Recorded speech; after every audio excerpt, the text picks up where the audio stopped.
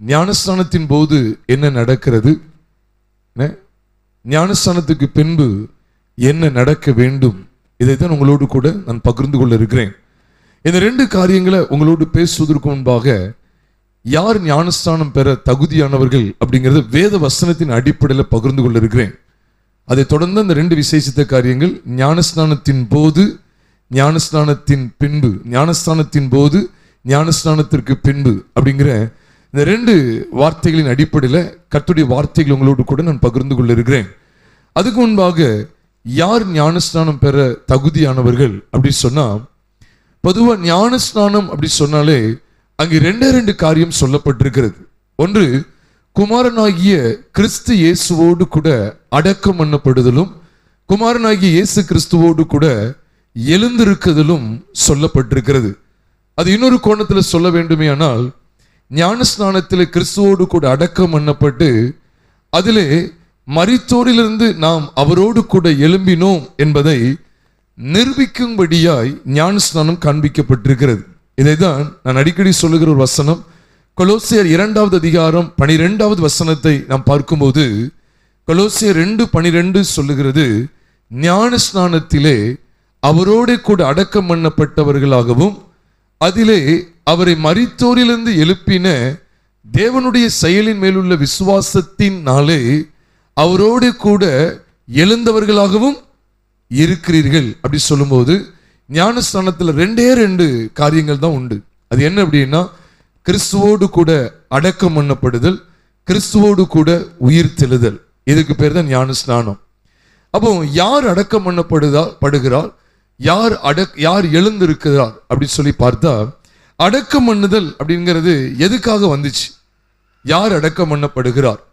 இப்போ 1 கொரிந்தியர் 15வது அதிகாரத்தில் பார்க்கும்போது அதுல விசேஷமாக 36வது வசனத்திலிருந்து தொடர்ந்து 55 அல்லது 56 வசனம் வரைக்கும் நாம் பார்க்கும்போது விலையேறப்பட்ட சத்தியங்கள் காண்பிக்கப்பட்டிருக்கிறது. புத்தியின மனுஷனே, புத்தியினே, நீ விதைத்த விதை செத்தால் ஒழிய உயிர்ப்பிக்க மாட்டாதே அப்படி சொல்லும்போது, நாம் விதைக்கும் போது அழிவுள்ளதாய் விதைக்கிறோமா? ஆனா எழும்பும் போது எப்படி எழும்புதான்? அழிவில்லாததாய் எழுந்திருக்கும். சாவுக்குரியதாய் விதைக்கப்படும், அது சாவாமையை தரித்து கொள்ளுமா? அழிவுள்ள யாவும் அழியாமையை தரித்து கொள்ள வேண்டும். பொதுவா அடக்கம் பண்ணப்படுதல் அப்படி சொல்லும்போது அதுல அழிவுக்கு எத்தனமானவைகள் அத்தனையும் புதைக்கப்படுகிறது. எனக்கு எல்லாம் வேத வசன ஆதாரத்தோட சொல்றேன். அப்போஸ்தலனாகிய பவுல் கிறிஸ்துவுக்குள்ளே மரித்து அப்புறம் கிறிஸ்துவுக்குள்ளாக நம்ம உயிர்த்தெழுகிறத கடைசி நாட்களில் நம்முடைய சரீர உயிர்த்தெழுதலை குறித்து பேசுகிறாரு. அதை குறித்து பேசுகிற இடத்தை நீங்க உன்னிப்பா கவனித்து பார்த்தீங்கன்னா, அடக்கம் என்பது அழிவுள்ளதாய் அடக்கம் பண்ணப்படுகிறது, ஆனா உயிர்த்தெழுதல் என்பது அழிவில்லாததாய் எழுந்திருக்கும்.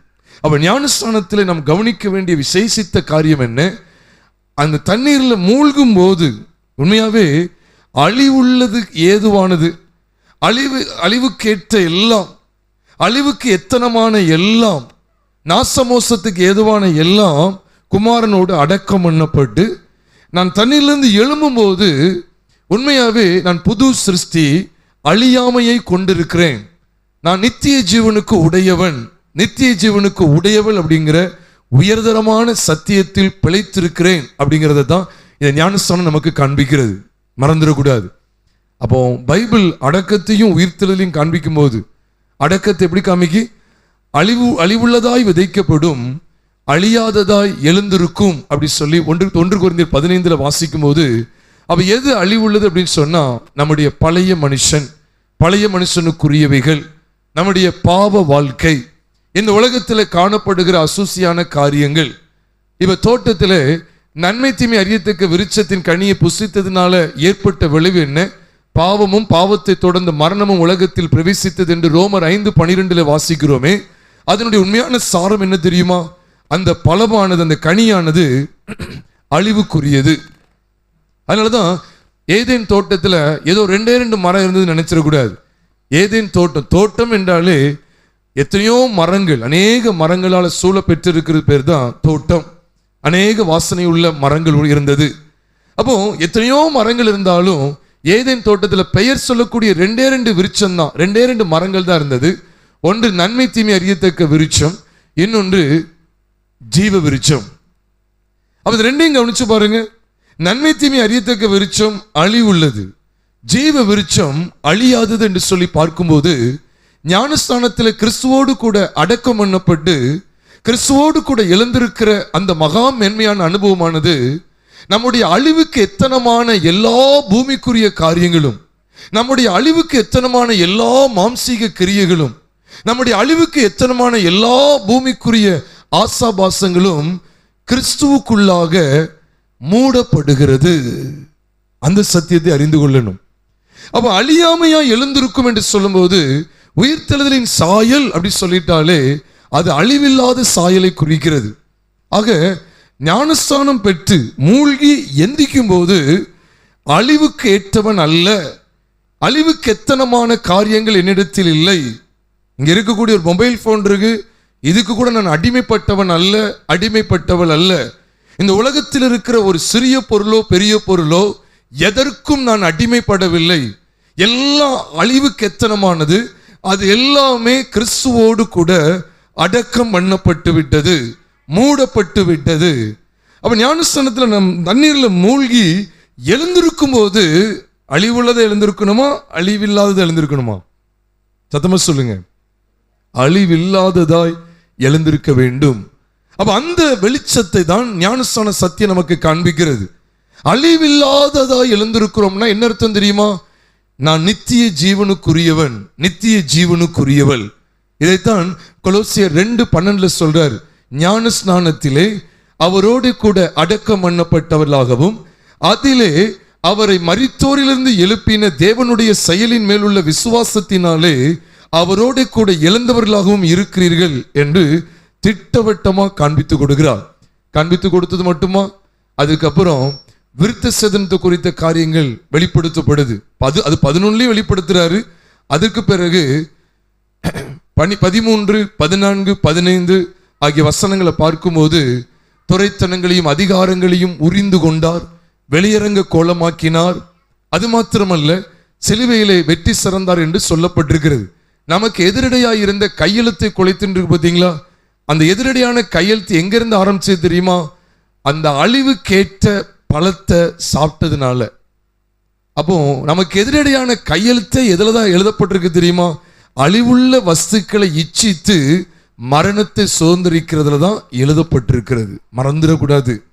எல்லாம் வேத வசன ஆதாரத்தோடு பகிர்ந்து கொள்ளுகிறேன். வேத வசன ஆதாரங்கள். அப்ப நமக்கு எதிரடியா இருக்கிற கையெழுத்து என்ன? இவன் ஒரு தவறு செய்துட்டான், இப்படிப்பட்ட ஒரு சகோதரி ஒரு சகோதரன் ஒரு பாவம் செய்துட்டாங்க, அந்த ரங்கத்தில் ஒரு விதமான இச்சைக்கு இடம் கொடுத்துட்டாங்க. அப்போ அவர்களுக்கு மேல என்ன ஒரு வழக்கு இருக்குன்னா மரண தண்டனை. அவர்கள் மரணத்திற்கு பாத்திரவான்கள். நம்ம எல்லாருக்குமே தெரியும், தாவீது செய்த பாவத்தின் நிமித்தமாய் அவன் மரணத்திற்கு பாத்திரவானாய் காணப்பட்டிருந்தான். அதுதான் நம் வேதத்தில் 2 சாமுவேலின் புஸ்தகம் 12வது அதிகாரத்தில் பார்க்கும்போது, நாத்தான் தீர்க்கதரிசி தாவீதினிடத்தில் வந்து அவனுடைய பாவத்தை சுட்டி காட்டின போது, அப்போ அதுக்கு முன்பாக ஒரு சம்பவத்தை சொல்லுகிறார். அந்த சம்பவம் முடிகிற சமயத்தில் தாவீது சொல்லுகிறார், இந்த காரியத்தை செய்த மனுஷன் நிச்சயமாக மரணத்துக்கு பாத்திரவான் அப்படின்னு சொல்லி சொல்லும்போது, அப்ப நாத்தான் தாவீதை பார்த்து சொல்றார், நீ இந்த மனுஷன் சொல்லி மரணத்திற்கு பாத்திரவானாய் தாவீது காணப்பட்ட நிலவரத்தை தாவீதுக்கே நாத்தான் உணர்த்தினதை நீங்களும் நானும் 2 சாமுவேல் 12வது அதிகாரத்தில் பார்க்கிறோம். அதை தொடர்ந்துதான் தாவீதுடைய பாவம் நீங்கினது. அப்போ பாவத்தினால மரணம் சம்பவிக்கு. அப்போ தேவ பிள்ளைகள் ஞானஸ்தானத்துக்கு முன்பாக அறிய வேண்டிய முக்கியமான காரியம் என்ன அப்படின்னு சொன்னா, நீங்க ஆதியாகமத்திலிருந்து நீங்க தொடர்ந்து பார்த்தீங்கன்னா கூட பாவத்தினால மரணம் உலகத்திலே பிரவேசித்தது. அதுதான் ரோமர் 5வது அதிகாரம் 12ஆம் வசனத்துல தெளிவா சொல்றாரு. அந்த ஒரே மனுஷனுடைய பாவத்தினால பாவமும் அதே பாவத்தினால மரணமும் உலகத்தில் பிரவேசித்தது போலவும் ஆயிற்று என்று சொல்லும்போது, எங்கே பாவம் காணப்படுகிறதோ அங்கே மரணம் காணப்படுகிறது. அப்ப குமாரனுடைய மரணத்துல என்னதான் நடக்கும் கேட்டா, அவர் மரணத்தை ஜெயமாக விளங்கி விட்டார். அழிவுக்கேற்ற எல்லா காரியத்தையுமே மரணத்துக்கு உட்படுத்தி விட்டார். அப்போ குமாரனுடைய மரணத்துல என்னை பாழாக்க நினைக்கிற அழிவுக்கு எத்தனமான மாம்சீக உலக பிரகாரமான எல்லா இச்சைகளும் குமாரனுடைய மரணத்திலே மரித்து அவரோடு கூட அடக்கம் பண்ணப்பட்டு விட்டது. நான் தண்ணீர்ல மூழ்கி எழுந்திருக்கும் போது உண்மையாகவே அழிவில்லாத சாயல் உடையவனாய், சாயல் உள்ளவளாய் நான் எழுந்திருக்கிறேன் என்கிற நிச்சயத்தை கொண்டிருப்பதுதான் ஞானஸ்தான சத்தியத்தில் நிலை கொண்டிருப்பது. அதனால ஏதோ ஆள் சேர்க்கறதுக்காக கடமைக்கு ஒரு ஞானஸ்தானம் கொடுத்து காலத்தை ஆட்டை கழிக்கிற அல்லது ஏதோ ஒரு எண்ணிக்கைக்கு ஆட்களை சேர்க்கிற ஒரு அனுபவம் அல்ல. அப்ப ஞானஸ்தானத்துக்கு முன்பாக நான் கவனிக்க வேண்டியது என்ன? யாருதான் ஞானஸ்தானத்துக்கு பாத்திரவான்கள் அப்படிங்கன்னா, என்னை பாழாக்குகிற இந்த உலகத்தினுடைய எல்லா அழிவுக்குரிய இச்சைகளும், மாம்சத்துக்குரிய எல்லா இச்சைகளும் கிரியைகளும் குமாரனில் மரிக்கிறது அப்படிங்கிற இடத்துக்கு வந்தாதான் அடக்கம் மற்றும் உயிர்த்தெழுதலை காண்பிக்கிற ஞானஸ்தானத்துக்கு பங்கு பெற முடியும். ஞானஸ்தானங்கிறது மரணத்தின் சாயல் கிடையாது. ஞானஸ்தானங்கிறது அடக்கம் மற்றும் உயிர்த்தெழுதல் தான் காண்பிக்கு. அப்ப மரிக்காத ஒருத்தர் அடக்கம் பண்ண முடியுமா? அப்போ ஞானஸ்தானத்துக்கு தகுதி என்ன தெரியுமா? மரணம்தான் தகுதி. மரிக்காதவங்களை யாரும் நிச்சய மாட்டாங்க, அடக்கம் பண்ண மாட்டாங்க. இப்ப நம்ம எல்லாரும் இருக்கோம், நம்மளும் மனுஷங்க தான், அடக்கம் பண்ணப்படுறவங்களும் மனுஷங்க தான். ஏன் நம்மள அடக்கம் பண்ணல, அவங்கள மட்டும் அடக்கம் பண்றாங்க? ஏன்னா அவங்க மரிச்சிட்டாங்க. மரித்தவர்களுக்கு தான் அடக்க ஆராதனை. அப்போ ஞானஸ்தானங்கிறது கொலோசியர் 2:12 மீண்டும் ஞாபகப்படுத்துகிறேன். அங்கே ஞானஸ்தானத்துல 2 காரியம் நடக்கு. The one, the process of being buried, the other, the process of being raised with Christ. அப்ப buried with Christ, raised with Christ அப்படின்னா கிறிஸ்துவோடு கூட அடக்கம் பண்ணப்படுதலும் கிறிஸ்துவோடு கூட எழுந்திருக்குதலும் தான் ஞானஸ்தானம். அப்போ யாருதான் அடக்கம் பண்ணப்பட முடியும் அப்படின்னு கேட்டா, மரிக்கவங்கிற மட்டும்தான், மரிச்சவங்க மட்டும்தான் அடக்கம் பண்ண முடியும், அடக்கம் பண்ணப்பட முடியும். அப்ப நான் பாவத்துக்கு செத்துட்டேன் அப்படிங்கிறத எதை வைத்து நான் ஊர்ஜிதம் செய்ய முடியும் என்று சொன்னால், இயேசு கிறிஸ்து என்னுடைய எல்லா பாவங்களையும் சிலுவையில சுமந்தா. இதைத்தான் பேதுரு சொல்லும்போது சொல்றார். 1 பேதுரு 2:24 அழகா சொல்றார். பாவத்துக்கு செத்துட்டோங்கிறதுக்கு என்னதான் நமக்கு வெளிப்பாடு அப்படின்னா, என்னதான் அடையாளம் சொன்னா, 1 பேதுரு 2:24 சொல்லுகிறது, நாம் பாவங்களுக்கு செத்து நீதிக்கு பிழைத்திருக்கும்படிக்கு அவர் தாமே தமது சரீரத்திலே நம்முடைய பாவங்களை சிலுவையின் மேல் சுமந்தார், அப்படி தழும்புகளால் குணமானீர்கள். அப்ப நம்முடைய பாவங்களை சிலுவையின் மேல் சுமந்தார். எதுக்கு? நாம் பாவங்களுக்கு செத்து நீதிக்கு பிழைத்திருக்கும்படி. உண்மையிலே நான் பாவத்துக்கு மரிச்சிட்டேன் அப்படிங்கிற இடத்துக்கு நான் வரும்போது தான் ஞானஸ்தானம் எடுப்பதற்கு தகுதி உண்டாகிறது. மரிக்காத எவரையும் அடக்கம் செய்யக்கூடாது. அப்படி அடக்கம் செஞ்சா அதுக்கு பேர் குற்றம். மரிக்காதவங்களை உயிரோடு இருக்கிறவங்க அடக்கம் பண்ண அதுக்கு பேர் என்னது? குற்றம். அதுக்கு பேர் கொலை, பயங்கரமான கொலை. அந்த கொலையை செய்யக்கூடாது. அதனால ஞானஸ்தானம் பெற இருக்கிற அந்த 3 பேராக இருக்கட்டும், ஞானஸ்தானம் பெற்ற தேவப்பிள்ளைகளாக இருக்கட்டும், இந்த சத்தியத்தில் நிலைத்திருக்க வேண்டியது அவசியமானது. ஆரம்பத்தில் நம்ம ஐக்கியத்தில் கூட சொல்லாங்க, நான் இதை பெருமைக்கு சொல்ல வரல, சத்தியங்களை கேட்க கேட்க ஆரம்பத்தில் வெளியில் எங்கேயா ஞானஸ்தானம் எடுத்திருப்பாங்க பார்த்தீங்களா, அவங்க கூட அசைய ஆரம்பிச்சாங்க. என்னன்னா, அப்போ நான் மீண்டும் ஞானஸ்தானம் எடுக்கணும் அப்படிங்கிறத சொல்ல ஆரம்பிச்சாங்க. எதுக்கு சொல்ல வரேன்னா, ஞானஸ்தானம் இவ்வளோ சத்தியங்கள் இருக்கு, அந்த சத்தியத்தை சொல்லாமலே எனக்கு கொடுத்துட்டாங்களே, ஏதோ சும்மா முங்கி எந்திரிச்ச கதையாயிட்டேன்னு சொல்லி எல்லாரும் அப்படி ஒரு சிலர் அப்படியே கொஞ்சம் ஒரு மாதிரி ஆன மாதிரி ஆனாங்க. அல்லது மீண்டும் சொல்றேன், ஒருவேளை உங்களுக்கு நெருடலா இருந்தா நீ ஞானஸ்தானம் எடுக்கல, தவறு கிடையாது. உடனே 2 ஞானஸ்தானமா 3 ஞானஸ்தானமா நினைக்காதீங்க. சில பாரம்பரிய சபைகளில் தண்ணியை வச்சு மேலே தெளிக்கிறாங்க, பிதா குமாரன் பரிசுத்த ஆவின்னு சொல்லி அப்படி தெளிச்சு விடுறாங்க. அப்படி நான் வாங்கியிருக்கேன். அதுக்கப்புறம் மூழ்கி ஞானஸ்தானம் எடுத்து, அப்போ நான் 2 ஞானஸ்தானம் எடுத்துட்டேன்னா இல்லை, ஒரே ஞானஸ்தானம் தான். அதுக்கு பேர் ஞானஸ்தானமே கிடையாது. அதனால அர்த்தம் தெரியாம விவரம் தெரியாம எடுத்திருந்தா நீங்க தயவுசெய்து எடுத்துக்கொள்ளுங்க. நம்முடைய சபையில கூட தம்பிலாம் அவங்க எடுக்க தான் இருக்காங்க. ஏன்னா இந்த சத்தியங்கள்லாம் சொல்லாமலே எனக்கு கொடுத்துட்டாங்க, நான் இந்த சத்தியத்தை அறிந்து தான் எடுக்கிறேன்னு சொல்லி தம்பிலாம் அவங்க ஒப்பு கொடுத்துருக்காங்க. அது வெட்கப்பட வேண்டிய அவசியமே கிடையாது. இந்த சத்தியங்களை சரியா அறிந்து நம்ம ஞானஸ்தானம் பெறுவதுதான் நமக்கு ஆசீர்வாதமானது.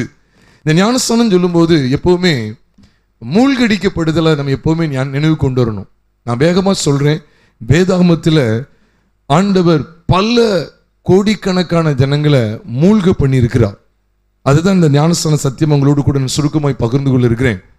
முதற்கன்னு அறிந்து கொள்ளணும், அழிவுள்ள எல்லாமே அழிவுள்ளது, எல்லாமே கிறிஸ்து இயேசுவின் விலையேறப்பெற்ற இரத்தத்தினாலே அகற்றப்படுகிறது என்பதை நாம் அறிந்து நம்முடைய பாவங்கள் எல்லாவற்றையும் ஆண்டவர் சிலுவையில் சுமந்து தீர்த்து விட்டார் என்கிற வெளிச்சத்திலே நாம் ஞானஸ்தானத்துக்கு கடந்து வர அழைக்கப்பட்டிருக்கிறோம். சரி, ஞானஸ்தானத்தின் போது நான் கடைசியா முதல்ல ஆரம்பத்திலே சொன்னேன், ரெண்டு விஷயம் தான். ஒன்று ஞானஸ்தானத்தின் போது, இன்னொன்று ஞானஸ்தானத்திற்கு பின்பு. ஞானஸ்தானத்தின் போது என்ன நடக்கு, அப்புறம் ஞானஸ்தானத்துக்கு பின்பு என்ன நடக்கும் அப்படிங்கிறத மட்டும் சொல்லி நான் முடிக்க வாஞ்சிக்கிறேன். ஞானஸ்தானத்தின் போது என்ன நடக்கு அப்படின்னு கேட்டா, நம்முடைய பழைய வாழ்க்கை, பழைய மனுஷன் கிறிஸ்துவோடு கூட அடக்கம் பண்ணப்படுகிறான். அது எளிமையா விளக்கணும் அப்படின்னு சொன்னா, இதை எப்படி விளங்கிக் கொள்வது?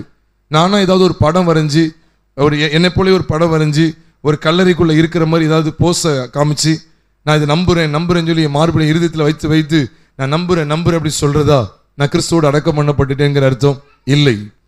கிறிஸ்துவோடு கூட அடக்கம் பண்ணப்பட்டுட்டோம் அப்படின்னு சொன்னா அதோட உண்மையான அர்த்தம் என்னன்னா விசுவாசம் தான்.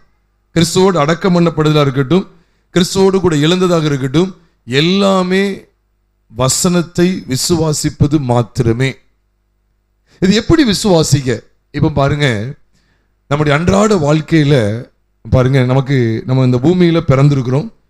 நமக்கு இருக்கக்கூடிய இந்த சரீரமானது ஆதாமுடைய சாயல் தான், அது எந்த சந்தேகமும் இல்லை. ஆதாமுடைய ரத்தத்தில் தோன்றப்பட்டதுனால, ஆதாமுடைய ரத்தத்தினால நம்ம தோன்றி இருக்கிறதுனால நம்ம எல்லாருக்குள்ளேயும் ஜென்ம சுபாவம் நிறைந்து காணப்படுகிறது.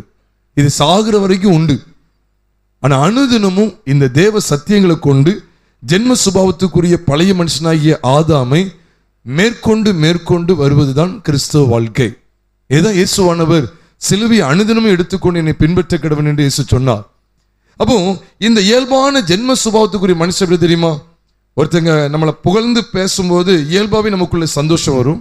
ஒருத்தங்க நம்மளை இகழ்ந்து பேசும்போது இயல்பாவே, அதுக்கு எங்கேயும் படிக்க வேண்டாம், இயல்பாவே நமக்கு மனசுல கஷ்டம் வரும். இது இயல்பானது. இப்போ இதே போலதான் அப்போ நம்முடைய பழைய மனுஷனுடைய சுபாவம் இதுதான். அப்போ இதே போலதான் நம்முடைய வாழ்க்கையில் என்ன இருக்கும் அப்படின்னா, பாவத்தெல்லாம் துணிகரமா செய்யறதுக்கு துணிஞ்சிருவோம். ஒரு கெட்ட காரியமா உடனே நம்முடைய இயல்பான சரீரம் அதுக்கு எசைஞ்சு போகுது. இப்படி இயல்பா நம்முடைய மனசும் மாம்சம் விரும்பினவைகளை செய்து கொண்டே இருக்கிறோம். பார்த்தீங்களா? இந்த செயல்பாடுக்கு ஒரு முற்றுப்புள்ளி வைக்கிறது தான் ஞானஸ்தானத்தினுடைய சிறப்பு.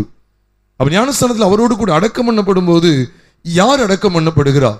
இப்ப ரோமர் 6வது அதிகாரம் 4ஆம் வசனத்துல ஞானஸ்தானத்தினாலே கிறிஸ்துடனே கூட அடக்கம் பண்ணப்பட்டோம் போட்டிருக்கு. ஞானஸ்தானத்தினாலே கிறிஸ்துடனே கூட அடக்கம் பண்ணப்பட்டோம் என்று ரோமர் 6வது அதிகாரம் 4ஆம் வசனத்தின் பின்பகுதியிலே வாசிக்க முடியும். 4ஆம் வசனத்தின் பின்பகுதியிலே ஞானஸ்தானத்தில் கிறிஸ்துடனே கூட அடக்கம் பண்ணப்பட்டோம். அப்ப அடக்கம் பண்ணப்பட்டுட்டோம்னா அவருடைய அர்த்தம் என்ன அப்படின்னா, நம்முடைய இயல்பான மனுஷன், ஜென்ம சுபாவத்துக்குரிய மனுஷன் இனி இல்லை, அவன் காணப்படாமல் போனான். இந்த வெளிச்சத்தை அறிவதுதான் ஞானஸ்தானத்தினுடைய சிறப்பு. மறந்துடாதீங்க, இந்த சத்தியத்துல நான் நிலை நிற்கிறேனா, அப்ப என்னுடைய ஜென்ம சுபாவத்துக்குரிய மனுஷன் வெளிப்படவே கூடாது. ஒருவேளை எனக்கு யாரோ ஒருத்தங்க என்னை ஏசும்போது ஒரு கோப உணர்ச்சி வர்ற மாதிரி இருக்கு, நான் டக்குன்னு கோவப்பட்டுதேன் அப்படிங்கிறது இங்க இல்லவே இல்லை. ஏனென்றால் மரித்து போன ஒரு மனுஷன் அல்லது அடக்கம் பண்ணப்பட்ட மனுஷன் எதையும் அறியான். ஒரு மனுஷனை அடக்கம் பண்ணியாச்சு, அந்த அடக்கம் பண்ண மனுஷனுக்கு பக்கத்தில் இருந்துட்டு மண்ணெல்லாம் வச்சு மூடியாச்சு, அடக்கம் பண்ணியாச்சு. அந்த அடக்கம் பண்ண இடத்துக்கு பக்கத்தில் இருந்துட்டு அந்த அந்த சகோதரன் மேல எவ்வளவு கோபமா அவனுக்கு விரோதமா பேசினாலும் அவன் வெளியே எழுந்து வந்துருவானா? வந்து என்னை எப்படி நீ பேசலாம் அப்படின்னு சொல்லி வெளியே வந்து நம்மளை ஏற்றி அடிக்க வந்துடுவாரா? வரமாட்டார். அல்லது அந்த இடத்துல வச்சு அவருக்கு எத்தனை ஆசாபாசங்களான காரியங்கள் எல்லாம் நம்ம காமிச்சாலும் அவர் வெளியே வந்து அதை எட்டி பார்ப்பாரா? அல்லது அந்த மூடப்பட்டிருக்கிற பிரேதம் மூடப்பட்டிருக்கிற இடத்துக்கு வெளியில வைத்து ஒரு 50,000 கோடி ரூபாவை கெட்டுக்கெட்டா போட்டுட்டு போனா கூட அவர் நம்ம போனதுக்கு அப்புறம் எடுத்து எல்லாம் எனக்கு தான் அனுபவிப்பாரா? இல்லை. ஏனென்றால் அந்த மனுஷன் மரித்து விட்டான், அடக்கமும் செய்யப்பட்டு விட்டான். அப்ப ஞானஸ்தானத்தின் போது நான் அறிய வேண்டிய விலையேறப்பட்ட சத்தியம் என்ன? அப்போ கிறிஸ்துவோடு கூட அடக்கம் பண்ணப்படுதலிலே என்னுடைய பாவ வாழ்க்கை, பழைய சரீரம், ஜென்ம சுபாவத்துக்குரிய மாம்சத்துக்குரிய மனுஷனாகிய ஆதாம் இல்லவே இல்லை. அப்ப ஏன் திடீர்னு கோபம் வருது அப்படின்னு நீங்க ஒருவேளை நினைக்கலாம். இது எல்லாமே பிரியமானவர்களே, அவன் மாம்சம் அவனில் இருக்கும் மட்டும் அதற்கு நோவு இருக்கும், அவன் ஆத்துமா அவனுக்குள் இருக்கும் மட்டும் அதற்கு துக்கம் உண்டு என்று நம்ம யோபு புஸ்தகத்தில் வாசிக்கிறோம். யோபு 16:24 நினைக்க அதுல சொல்லப்பட்டிருக்கு. ஏன் இதை சொல்ல வர அப்படின்னா, நம்ம உலகத்தில் இருக்கிற வரைக்கும் ஆதாமின் சாயலை யாருமே அழிக்க முடியாது. ஆதாமின் செயலை மேற்கொள்ளதான் செய்யணும். எதை வச்சு மேற்கொள்ளணும் அப்படின்னா ஞானஸ்தான சத்தியங்களை கொண்டு மேற்கொள்ளணும். அப்ப ஞானஸ்தான சத்தியத்தில் என்ன படிக்கிறோம்? என் பழைய மனுஷன் அவரோடு அடக்கம் பண்ணப்பட்டுட்டான், என்னுடைய பழைய மனுஷன் அவரோடு கூட சிலுவையில் அறையப்பட்டுட்டான். நீங்க கூட எழுதி போட்டிருக்கு பாருங்க, அவரோடு கூட நம்முடைய பழைய மனுஷன் அவரோடு கூட சிலுவையில் அறையப்பட்டது என்று அறிந்திருக்கிறோம். அப்ப என்னுடைய பழைய மனுஷன் பாவத்தை பிறப்பித்துக் கொண்டே இருக்கக்கூடிய பாவ எண்ணங்களையும் பாவ சுபாவங்களையும் பாவ செயல்களையும் பாவ உணர்வுகளையும் கொண்டிருக்கக்கூடிய என்னுடைய பழைய மனுஷனாகிய ஆதாம் கிறிஸ்துவோடு கூட அடக்கம் பண்ணப்பட்டு விட்டான். இந்த சிந்தையை தரிப்பதுதான் ஞானஸ்தானத்தின் போது நடக்கக்கூடிய அற்புதமான காரியம். அதனால ஞானஸ்தானம் எடுக்க போறேன்னு தங்கச்சிமார் கவனிச்சுக்கீங்களா? ஆமா, அண்ணனும் ஒரு நல்ல கேட்கிற ஆட்கள் தான். நல்ல மீண்டும் ஞாபகம் வச்சுக்கோங்க. அப்ப ஞானஸ்தானத்தின் போது என்னுடைய பழைய வாழ்க்கை அவரோடு கூட சமாதி கட்டப்படுகிறது. அதான் நம்ம பாஷையில் வச்சுன்னா சமாதி கட்டப்படுகிறது. அப்ப அவன் இனி இல்லைன்னு சொல்றீங்க, ஆனா அடுத்து சில போராட்டங்கள் வருது. அப்ப அதுக்கு தான் ஆண்டவர் திரும்ப திரும்ப இன்னைக்கு காலையில கூட தியானித்தோம், தரிசனங்களில் புது உடன்படிக்கையின் சபைன்னு சொல்லி ஆண்டு வெளிப்படுத்தின தரிசனங்களாக இருக்கட்டும், சொப்பனங்களாக இருக்கட்டும், ஆண்டு வெளிப்படுத்தின விளையாடப்பட்ட சத்தியங்களாக இருக்கட்டும், எல்லா இடத்திலையுமே கிறிஸ்துவின் மரணத்தின் சாயலும் அவருடைய உயிர்த்தெழுதலின் சாயலும் வெளிப்படுத்தப்பட்டுக்கிட்டே இருக்கு. எதுக்காக தெரியுமா? இந்த சத்தியத்தை கொண்டுதான் நம்முடைய பழைய மனுஷனை மேற்கொண்டு மேற்கொண்டு மேற்கொண்டு வாழ அழைக்கப்பட்டிருக்கிறோம். பழைய மனுஷன் மரிச்சது உண்மைதான், அவன் அடக்கம் பண்ணப்பட்டது உண்மைதான். ஏன் இந்த பழைய மனுஷன் இன்னும் நம்மகிட்ட சில நேரங்களை செயல்பட்டுக்கிட்டு இருக்கான்? மரிச்சுட்டானே, ஏன் செயல்படுறான் அப்படின்னு சொன்னா நல்ல ஞாபகம் வச்சுக்கோங்க, நமக்கு சரீர மீட்பு இனிதான் இருக்கு. இந்த சரீர மீட்பு ஒன்றும் வரல. இந்த சரீர மீட்பு வருவதற்கு நாம் காத்திருக்கிறோம் அப்படின்னு சொல்லி ரோமர் 8வது அதிகாரத்தில் சொல்றார். சரீர மீட்பு வருவதற்கு நாம் காத்திருக்கிறோம். சர்வ சிருஷ்டியும் வேதனை பிரசவ வேதனைப்படுகிறதுன்னு சொல்றார். இந்த சரீரத்தில் மீட்பு கிடையாது, இப்ப இல்லை. இந்த சரீரம் மீட்கப்பட்டுனா இது மருவம் ஆயிட்டு வச்சுக்கோங்களேன், இந்த உலகத்துல தண்ணியோ சாப்பாடோ அதுக்கு தேவையே கிடையாது, அது மருவம் அடைஞ்ச சாயல இருக்கும். ஆத்துமாவோட தான் ரட்சிப்பை பெறுறமே ஒழிய இந்த சரீர மீட்பு பெறுவதற்கு அது அப்படி வருகையில தான் இந்த சரீரம் மீட்கப்படும். அப்ப கடைசி வரைக்கும் இந்த ஆதாமின் சரீரத்தோட தான் அலையணும், மறந்துடாதீங்க. இந்த ஆதாமின் சரீரத்தோட தான் அலையணும். இந்த ஆதாமுடைய சுபாவங்கள் தான் உள்ள இருக்கு. ஆனா அதான் பைபிள்ல சொல்லப்பட்டிருக்கு. நீங்க ரோமர் 8வது அதிகாரம் 13வது வசனத்தை நீங்க வாசித்தீங்க அப்படின்னு சொன்னா, ரோமர் 8:13 சொல்லுது, மாம்சத்தின்படி பிழைத்தால் சாவீர்கள், ஆவியினாலே சரீரத்தின் செய்கைகளை அழித்தால் பிழைப்பீர்கள். ஆவியினாலே சரீரத்தின் செய்கைகளை அழித்தால் பிழைப்பீர்கள். அது என்ன ஆவியினாலே சரீரத்தின் செய்கைகளை அழிக்கிறது? இப்ப அதுக்கு முந்தின அதிகாரத்துல தான் பவுல் போராடுறார். நான் செய்கிற நன்மை, நான் செய்ய வேண்டிய நன்மையை செய்யாமல் செய்ய விரும்பாத தீமையை செய்கிறேன், நான் அல்ல எனக்குள் வாசமா இருக்கிற பாவமே அப்படி செய்கிறேன்னு சொல்லி தன்னுடைய வாழ்வில தடுமாற்றத்தை அனுபவிக்கிற அப்போஸ்தலனாகிய பவுல் 7வது அதிகாரத்துல பாருங்க, மன்னிக்கவும் 8வது அதிகாரத்துல 7வது அதிகாரத்தின் கடைசி பகுதியில் நிர்பந்தமான மனுஷன் நான், யார் இந்த மரண சரீரத்திலிருந்து என்னை விடுதலையாக்குவான்னு கேட்ட மனுஷன், யார் என்னை விடுதலையாக்குவார் என்று கேட்ட மனுஷன் 8வது அதிகாரம் 2வது வசனத்துல சொல்றாரு, கிறிஸ்து இயேசுவினாலே ஜீவனுடைய ஆவியின் பிரமாணம் என்னை பாவம் மரணம் என்பவைகளின் பிரமாணத்தினின்று விடுதலையாக்கிட்டு. யார் என்னை விடுதலையாக்குவான்னு கேள்வி கேட்ட மனுஷன் 8வது அதிகாரம் 2ஆம் வசனத்துல ஆவியின் பிரமாணம் தன்னை விடுதலையாக்கினது சொல்றார். அது என்ன ஆவியின் பிரமாணம்? அதுதான் சொல்றார், ஆவியினாலே சரீரத்தின் செய்கைகளை அழித்தால் பிழைப்பீர்கள். அது என்ன ஆவியின் பிரமாணம்? அந்த ஆவியின் பிரமாணம் என்னன்னு சொல்லி 3ஆம் வசனத்துல சொல்றார், அது எப்படி எனில் மாம்சத்தினாலே பலவீனமாய் இருந்த நியாய பிரமாணம் செய்யக்கூடாததை தேவனே செய்யும்படிக்கு, அந்த ஆவியின் பிரமாணத்தை தான் சொல்றார், தேவனே செய்யும்படிக்கு தம்முடைய குமாரனை பாவ மாம்சத்தின் சாயலாகவும் பாவத்தை போக்கும் வழியாகவும் அனுப்பி மாம்சத்திலே பாவத்தை ஆக்கினைக்குள்ளாக தீர்த்தார். அப்ப அவருடைய மாம்சத்திலே, கிறிஸ்துவின் மாம்சத்திலே பாவத்தை ஆக்கினைக்குள்ளாக தீர்த்தார். இப்ப எனக்கு என்ன சத்தியம் வெளிப்படுத்தப்படுதுன்னா, நல்லா கவனிங்க, இயேசு கிறிஸ்துவின் இரத்தத்தினால கழுவப்பட்ட அத்தனை பேருமே கிறிஸ்துவின் சரீர அவயவங்கள். நம்ம எல்லாருக்கும் தெரியும் சபையார்னால என்ன அர்த்தம். நம்ம 1 கொரிந்தியர் 12:27 பார்க்கிறோம், நீங்களே கிறிஸ்துவின் சரீரமாயும் தனித்தனிய அவயவங்களுமாயும் இருக்கிறீர்கள். 1 கொரிந்தியர் 6வது அதிகாரம் 14-15 வாசிக்கிறோம், நம்ம எல்லாருமே கிறிஸ்துவின் அவயவங்களாய் இருக்கிறோமா. அப்போ இந்த உலகத்துல பூமியில நடமாடுகிற நம்ம எல்லாருமே நல்லா ஞாபகம் வச்சுக்கோங்க, இயேசு கிறிஸ்துவின் இரத்தத்தினால கழுவப்பட்ட நம்ம எல்லாருமே இந்த பூமியில நடமாடும் போது யாருடைய சரீரமா நடமாடுறோம்? சத்தமா சொல்லுங்க. ஆமா, இந்த சத்தியத்தை விளங்கிக்கங்க. கிறிஸ்துவின் சரீரமா நடமாடுறோம். நம்ம புதுசா ஒண்ணு சொல்லல, பைபிள் திட்டவட்டமா சொல்லுது. அது 1 கொரிந்தியர் 12வது அதிகாரமாக இருக்கட்டும், ரோமர் 12வது அதிகாரமாக இருக்கட்டும், அது மாத்திரம் இல்ல எபேசியர் 4வது அதிகாரமாக இருக்கட்டும், எபேசியர் 1வது அதிகாரமாக இருக்கட்டும், அவரே சபையாகிய சரீரத்துக்கு தலையானவர். அவருடைய சரீர அவயவங்களாக நாம் நடமாடி கொண்டிருக்கிறோம். இப்போ கிறிஸ்துவின் சரீரத்தில் என்ன நடந்துச்சு, கிறிஸ்துவின் மாம்சத்துல என்ன நடந்துச்சு அப்படின்னு சொன்னா, பாவத்தை ஆக்கினைக்குள்ளாக தீர்த்தா. அப்ப அனுதினமும் இந்த வெளிச்சத்துல தான் நான் வாழ வேண்டியது இருக்கு. இப்போ நம்ம இங்க இருக்கும்போது எந்த கெட்ட சிந்தையும் இல்லை. ஒரு உதாரணத்தை சொல்றேன், எந்த கெட்ட எண்ணமோ வேற எந்த ஒரு பணாசையோ பொருளாசையோ எதுவும் இல்லை. நல்ல தேவ சிந்தையோடு கூட இருக்கிறோம். வெளியே போன உடனே அப்ப இதே பிரச்சனத்தை காத்துக்கொள்ளாது நம்ம தான், நம்முடைய பிரச்சனை தான். குடும்ப வாழ்க்கையில காத்துக்கொள்ளாது நம்முடைய பிரச்சனை தான். இப்போ ஒரு வீட்டுக்கு ஒரு ஊழியக்காரங்க வர்றாங்க, அல்லது ஒரு வீட்டுக்கு ஒரு நம்ம விருந்தாளி வர்றாங்க, சொந்தக்காரங்க வர்றாங்க. வரும்போது கணவன் மனைவியுடைய சம்பாஷணை, பெற்றோர் பிள்ளைகளுடைய சம்பாஷணை எவ்வளவு அருமையா இருக்கு பார்த்தீங்களா? அதை நம்ம காண்பிக்கும், வெளிப்படுத்த பார்க்குறோம். ஆமா, அவங்க வந்திருக்காங்க, நம்ம ஏதாவது என்னென்ன சண்டை இருந்தாலும் சரி அதை அப்பவுமே ஒதுக்கி வச்சுட்டு என்ன செஞ்சிருவோம்னா, இப்போ நல்லா பேச வைக்க எல்லாம் பார்த்துருவோம். அவங்க போனதுக்கு அப்புறம் பழைய மாதிரி வந்துடும், வேற மாதிரி ஆயிரும். எதுக்கு இதை சொல்ல வர அப்படின்னு சொன்னா, அந்த பிரசனத்தை காத்துக்கொள்ளாதுக்கு நம்மளுக்கு நாமளே ஒரு டிராமாவை போட்டு வைத்துக் கொள்கிறோம். ஆனா நம்ம என்ன வெளிப்பாடு நமக்கு வேணும்னா, இயேசு கிறிஸ்துவின் ரத்தத்தினால் நான் கழுவப்பட்டுட்டாலே நான் யாருடைய அவயமா மாறுறேன்? கிறிஸ்துவின் அவயமா மாறுறேன், கிறிஸ்துவின் சரீரம்.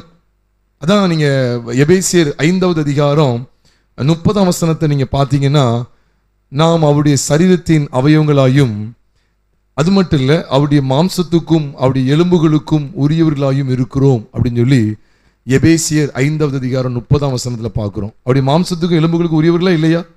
உரியவர்களா இருக்கிறோம். இப்போ கிறிஸ்துவின் மாம்சத்துல தான் நம்ம பயணிக்கும். இதுல தெளிவாயிட்டுல, ரட்சிக்கப்பட்ட எல்லாருமே எந்த மாம்சத்துல தான் பயணிக்கும்?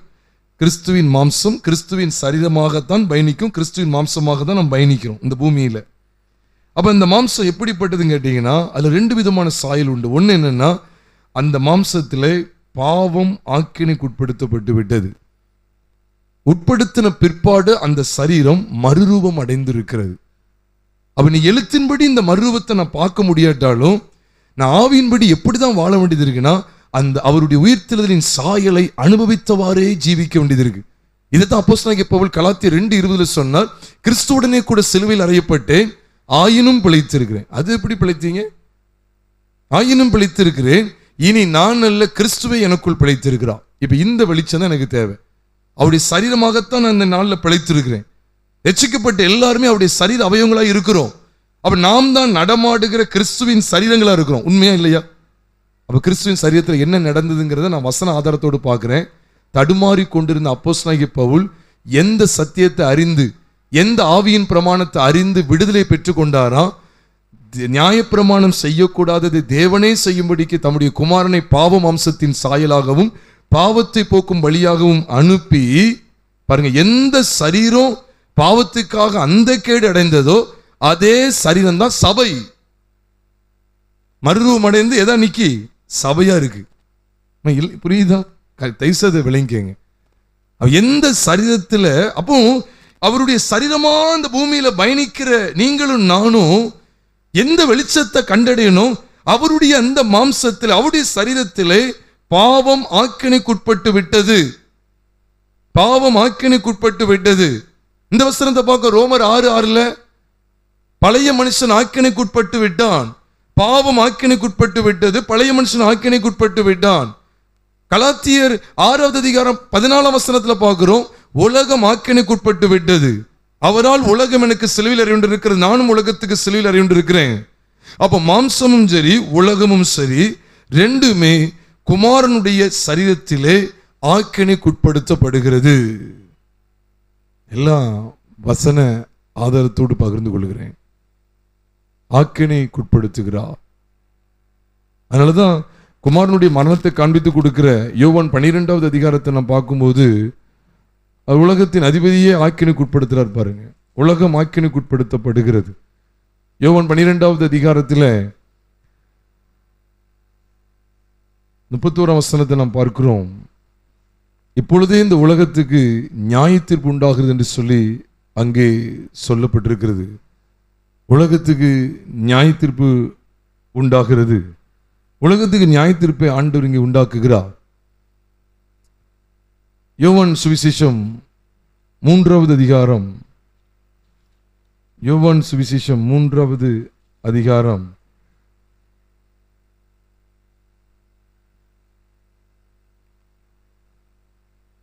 அங்கே ஒருவேளை 17ஆம் வசனத்தை பார்க்கும்போது, அவர் உலகத்தை ஆக்கினைக்குள்ளாக தீர்க்கும்படி தேவன் தம்முடைய குமாரனை உலகத்தில் அனுப்பாமல் என்று சொல்லப்பட்டிருக்கிறோன்னே ஆக்கினை இல்லையோன்னு நினைச்சிடாதீங்க. 18ஆம் வசனத்தில் பார்க்கிறோம், அவர் விசுவாசிக்கிறவன் ஆக்கினைக்குள்ளாக தீர்க்கப்படான், விசுவாசியாதவனும் ஆக்கினை தீர்ப்புக்கு உட்பட்டாயிற்று என்று 18 பின்பகுதியில் வாசிக்கிறோம். 19 பின்பகுதியில் பார்க்கிறோம், அந்த ஆக்கினை தீர்ப்புக்கு காரணமாக இருக்கிறது என்று அங்கே சொல்லப்பட்டிருக்கிறது. அப்போ ஆண்டவர் எப்படிப்பட்டதை ஆக்கினைக்கு உட்படுத்துகிறார் அப்படின்னு சொல்லி நான் பார்க்கிறேன்னா, அழிவுக்கு எத்தனமானதை, உலகத்தை, உலகத்துக்குரியவைகளை, அதான் நான் முதல் பகுதியிலே சொன்னேன், எதெல்லாம் மரித்து அடக்கம் பண்ணப்படணும் அப்படின்னு சொன்னா அழிவுக்கு எத்தனமான எல்லாம் அடக்கம் பண்ணப்படும், மரித்து அடக்கம் பண்ணப்படும். அப்போ எழுந்திருக்கிறது என்னன்னு கேட்டா, அழியாதது, நான் நித்திய ஜீவனுக்குரியவன், நான் தேவனுக்குரியவன் என்கிற அழியாத சுதந்திரத்தை நீங்களும் நானும் ஞானஸ்தானத்தில் பெற்றுக்கொள்ள வேண்டும். ஆண்டவர் இப்படி எங்கெங்கெல்லாம் பாவத்தை ஆக்கினுக்கு உட்படுத்தினார்னு சொன்னா நல்ல ஞாபகம் வச்சுக்கோங்க. நோவாவின் காலத்தை எடுத்துக்கிட்டீங்கன்னா அங்கே எல்லா உலகத்தாருடைய பாவங்களையும் ஆக்கினைக்கு உட்படுத்துகிறார். அங்கே வந்த ஜலப்பிரளயம் தான் கல்வாரி, மறந்துடக்கூடாது. ஏன்னா நீங்க 1 பேதுரு 3வது அதிகாரம் 20 மற்றும் 21 கவனிச்சிங்க அப்படின்னு சொன்னா 20ஆம் வசனத்தில் என்ன சொல்லப்பட்டிருக்கு?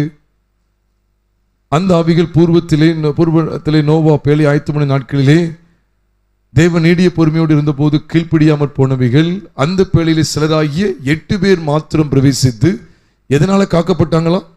ஜலத்தினாலே காக்கப்பட்டார்கள். சொல்லிடுது அப்படி உடல, அதற்கு ஒப்பனையான ஞானஸ்நானமானது இருக்குதா இல்லையா? 21ஆம் வசனத்துல அதற்கு ஒப்பனையான ஞானஸ்நானமானது மாம்ச அழுக்கை நீக்குதலாயிராமல் தேவனை பற்றும் நல்மனசாட்சியின் உடன்படிக்கையாய் இருந்து இப்பொழுது நம்மையும் இயேசு கிறிஸ்துவினுடைய உயிர்த்தெழுதலினால் ரட்சிக்கிறது. அப்போ நோவா பேழையில பிரவேசித்து நோவாவுடைய குடும்பத்தார் மொத்தம் 8 நபர், மனுஷர் மட்டும் சொல்றேன், மனுஷரை எடுத்தீங்கன்னா 8 பேர். அந்த 8 பேர் காக்கப்பட்டது எதற்கு ஒப்பனையா இருக்குதான்? ஞானஸ்தானத்துக்கு ஒப்பனையா இருக்கு. அப்ப ஞானஸ்தானத்துல நான் அறிந்து கொள்ள வேண்டிய சத்தியம் என்ன? ஞானஸ்தானத்தின் போது, நான் ஞானஸ்தானத்துக்கு பின்பு வரல, ஞானஸ்தானத்தின் போது நான் அறிய வேண்டிய பகுதி என்ன? என்னுடைய ஒட்டுமொத்த பாவ வாழ்க்கையும் ஆக்கினைக்கு உட்படுத்தப்படுகிறது. அது ரொம்ப முக்கியம், இது விலையேறப்பட்ட சத்தியம் இது. அதனாலதான் அங்க காமிக்கிறார் அதற்கு ஒப்பனையான ஞானஸ்தானம். அதற்கு ஒப்பனை என்ன? அங்க என்ன நடந்ததுன்னு கேட்டீங்கன்னா, ஒரு பெருங்கூட்டம் அழிவுக்கு ஒப்பு கொடுக்கப்படுகிறது, ஒரு சிறு கூட்டம் ஜீவனுக்கு உட்படுகிறது. அதாவது ஒன்னு அழிவு, இன்னொன்னு ஜீவன். இதுதான் அங்க ஞானஸ்தானத்துக்கு ஒப்பனையா வெளிப்படுத்தப்படுது. ஆண்டவர் மூழ்கடித்தார் பிரியமானவர்களே. மூழ்கடிக்கப்படுற எல்லா இடத்தையும் நீங்க கவனிச்சு பாருங்க. கீழ்ப்படியாமை கொண்ட அத்தனை பேரையும், அப்படின்னு என்ன அர்த்தம்? பாவிகளாகிய அத்தனை பேரையும், பாவங்கள் நிறைந்த அத்தனை பேரையும் ஆண்டவர் மூழ்கடிக்கிறார். அப்போ ஞானஸ்தானத்தின் போது நான் அறிய வேண்டிய சத்தியம் என்ன? என்னுடைய ஒட்டுமொத்த பாவ வாழ்க்கையையும் ஆண்டவர் மூடி போடுகிறார். இது நோவாவுடைய நாட்களில் செய்தார். அதுதான் ஞானஸ்தானமா? நம்மளாம் புதுசா சொல்லல, இருக்கிற வசனம். செங்கடல் பிளந்த சமயத்தில் பாருங்க, அங்கேயும் ஜலத்தினால அழிக்கப்பட்டாங்க. யாரு? பார்வோனுடைய சேனை.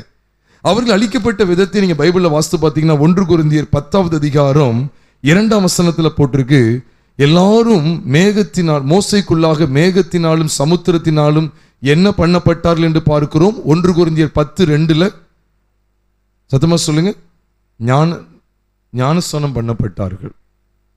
அது என்ன? சமுத்திரத்தில் ஞானஸ்தானம் பண்ணப்பட்டாங்க, சமுத்திரத்தினாலும் மேகத்தினாலும் ஞானஸ்தானம் பண்ணப்பட்டார்கள் இருக்கே, அது என்ன அப்படின்னு சொன்னா சமுத்திரம் தான் மூழ்கடிக்கிறதுக்கு எதுவானது.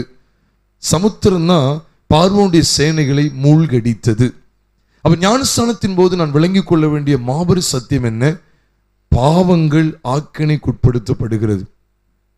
பாருங்க, அதுதான் அங்க சொன்னார் 1 கொரிந்தியர் 10:2 எல்லாரும் மோசைக்குள்ளாக மேகத்தினாலும் சமுத்திரத்தினாலும் ஞானஸ்நானம் பண்ணப்பட்டார்கள்.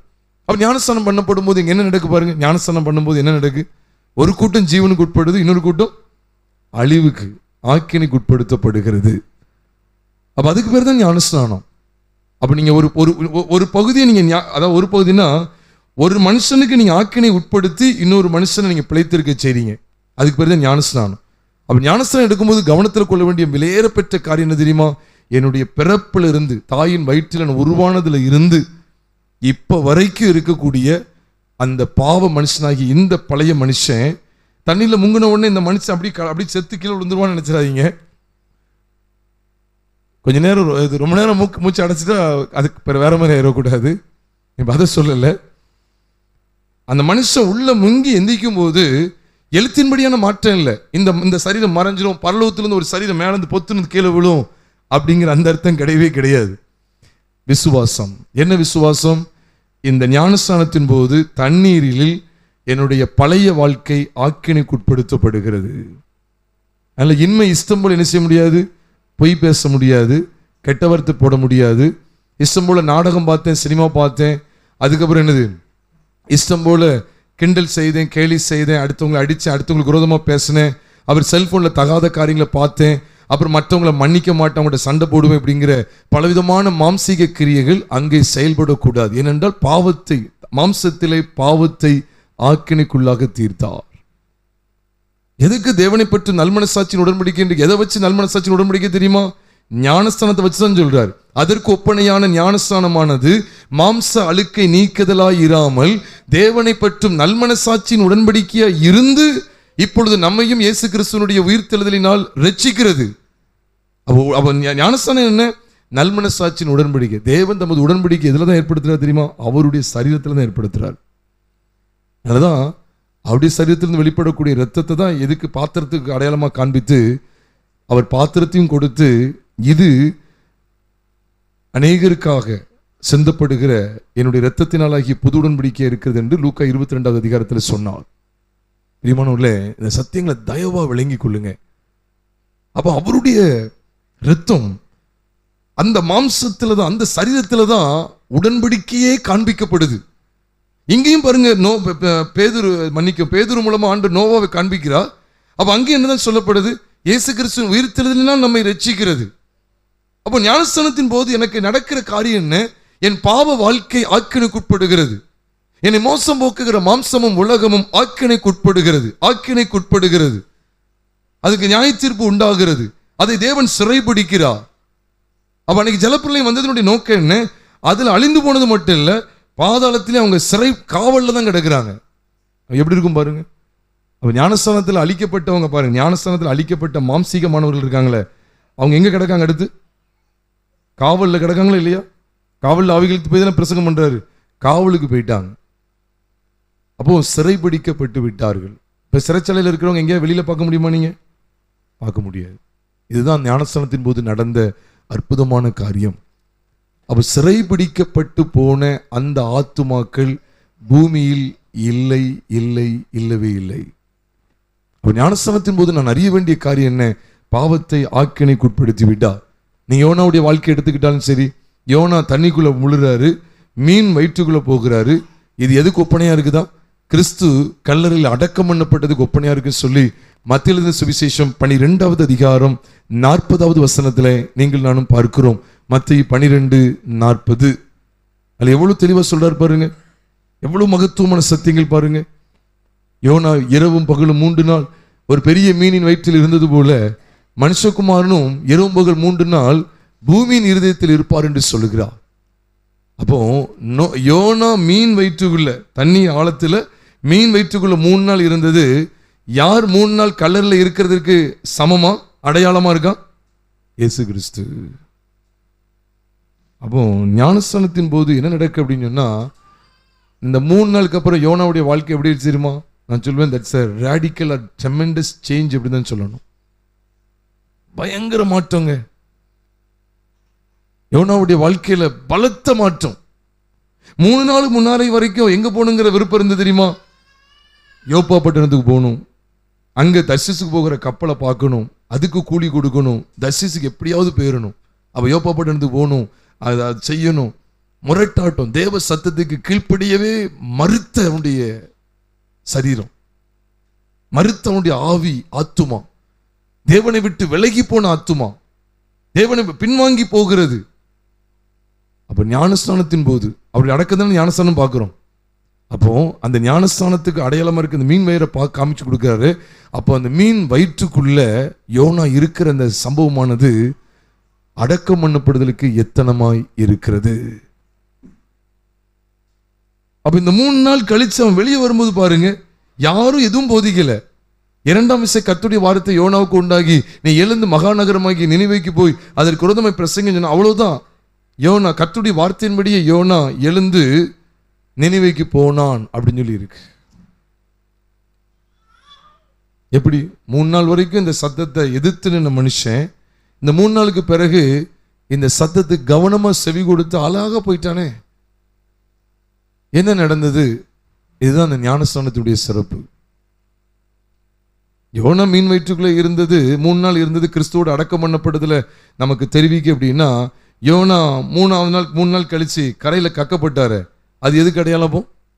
உயிர்த்தெழுதலுக்கு அடையாளம். 3 நாள் மீன் வயிற்றில் இருந்தது அடக்கம் பண்ணதுக்கு அடையாளம்னா, அப்போ 3ஆவது நாள் அவனை வெளியே மீன் கக்குது. அது எதுக்கு அடையாளம்? உயிர்த்தெழுதலுக்கு அடையாளம். கல்லறையிலேருந்து வெளியே வர்றாரு கிறிஸ்து, கல்லறையிலேருந்து வெளியே வர்றாரு. யோனா மீன் வயிற்றிலிருந்து வெளியே வர்றாரு. அப்போ இந்த உயிர்த்தெழுதல் நடக்கு, அடக்கமும் உயிர்த்தெழுதல் நடக்கு. முரட்டாட்டமான மனிதனை மீனுடைய வயிற்றுக்குள் கொண்டு வந்தார்கள். அதுவும் யோனாவுடைய சம்மதத்தோடு தான். உங்க சம்மதம் இல்லாமல் என்ன செய்ய முடியாது, கொடுக்க முடியாது. நான் உங்கிறதுக்கு ஆயத்தம், என்னை எடுத்துங்க போட்டுருங்க, என்னை உள்ள எடுத்து போட்டுருங்க அப்படின்னு சொல்லி அவன் சொன்னது நிமித்தம் தான் அவனை உள்ள கொண்டு போட்டாங்க. அடக்கம் மற்றும் உயிர்த்தெழுதலின் விளைவை பார்த்தா பிரம்மாண்டமான மாற்றம். இன்னைக்கு மாற்றம் இல்லாத வாழ்க்கைக்கு காரணம் என்னன்னா, என்னைக்கோ நான் ஞானஸ்தானத்தில் அந்த ஞானஸ்தான சத்தியத்தை உணர்றது கிடையாது. ஞானஸ்தான சத்தியத்திலே நிலை கொண்டிருப்பது பரிசுத்த வாழ்க்கையிலே நம்மை நிலைநிறுத்தக்கூடியது. அப்போ இந்த யோனாவுடைய காரியத்தை பார்க்கும்போது அங்கேயும் ஒரு மூழ்கடிக்கப்படுதல் இருக்கு. அப்ப என்னதுதான் அவனுடைய இதுல கக்கிடுச்சு அப்படின்னு பார்த்தா, கக்கினதுனே இருக்கு. அப்படிதானே? மீன் அவனை கக்கினதுனே இருக்கு. பொதுவாக விழுங்கும் போது நான் ஒரு சின்ன உதாரணம் சொல்றேன். நம்ம என்ன சாப்பிட்றோமோ அது அப்படியே வெளியே வராது, கொஞ்சம் வித்தியாசமாக தான் வெளியே வரும். அப்படிதான் நம்ம நினைக்க வேண்டியது இருக்கு. உள்ள போயிட்டு வெளியே வரும்போது வித்தியாசமா வர்றான் அந்த மனுஷன். அப்ப பிரியமானவர்களே, அந்த பழைய சாயெல்லாம் ஒளிஞ்சு போயிட்டு அவ கிறிஸ்துவோடு கூட ஞானஸ்தானம் பெறும்போது இந்த பெறுகிற சமயத்துல நமக்கு திட்டவட்டமா இருக்கக்கூடிய வெளிப்பாடு என்ன தெரியுமா? என் பழைய வாழ்க்கை இனி இல்லை, அது தொலைந்து போனது. மூழ்கடிக்கப்படுதல் அதைத்தான் நீங்க பார்ப்பீங்க. டைம்லாம் கொஞ்சம் வேகமா போற 2 ராஜாக்கள் 5வது அதிகாரத்தில் நாகமான் மூழ்கி எந்திக்கும் போது மாற்றம் உண்டாகிறது. சிறு பிள்ளையின் மாம்சத்தை போல மாறினார். அதுக்கு முன்னால் அவருடைய சரீரத்தில் என்ன இருந்தது தெரியுமா? உணர்வற்ற ஜீவியம் இருந்தது. குஷ்டரோகம் அப்படின்னாலே என்ன தெரியுமா? குஷ்டம் இருக்கிற இடத்துல நீங்க அவன் குஷ்டம் இருக்கிற இடத்த கை வச்சு கிள்ளி பாருங்களேன் பார்ப்போம். ஒரு ஊசி வச்சு குத்துனா கூட அவங்களுக்கு என்ன தெரியாதான்? வலி தெரியாதுன்னு சொல்றாங்க. நான் இப்படிலாம் கேட்டிருக்கேன். அந்த குஷ்டம் இருக்கிற குஷ்டம் நல்லா இருக்கும்ல, அந்த இடத்துல லேசா தீய பொத்தி வச்சா கூட வலி தெரியாதமே. எப்படி பாருங்க. அதான் முன்னாட்களில் இந்த குஷ்டரோகிகள் மத்தியில் கொஞ்சம் அப்படி ஊழியத்தை செய்யும்போது அப்போ ஒரு ஐயா ஐயா அம்மாலாம் பகிர்ந்துக்கிடுவாங்க. என்ன சொல்லுவாங்கன்னா, ஐயா இந்த பேண்டேஜ் எனக்கு வேணும்யா, வாங்கி தர முடியுமா அப்படின்னு கேட்பாங்க.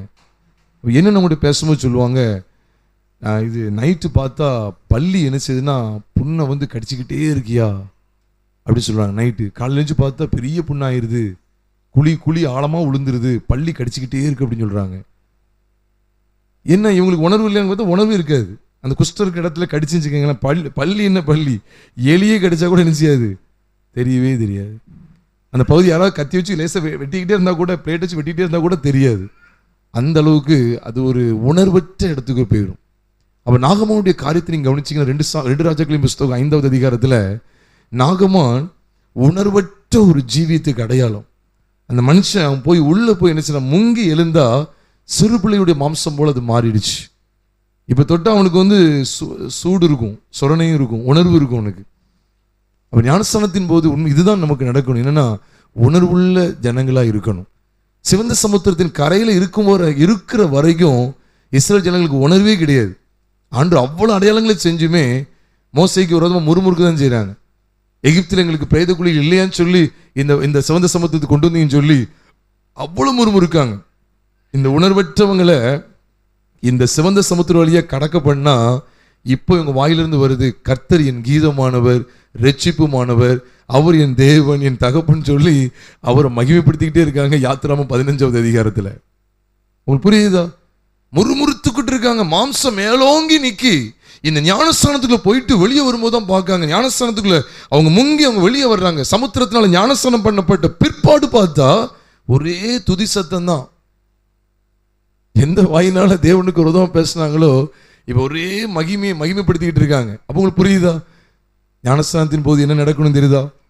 பழைய வாழ்க்கை, பழைய சுபாவங்கள், மாம்சீகம் எல்லாம் வேறு இருக்கப்படணும்.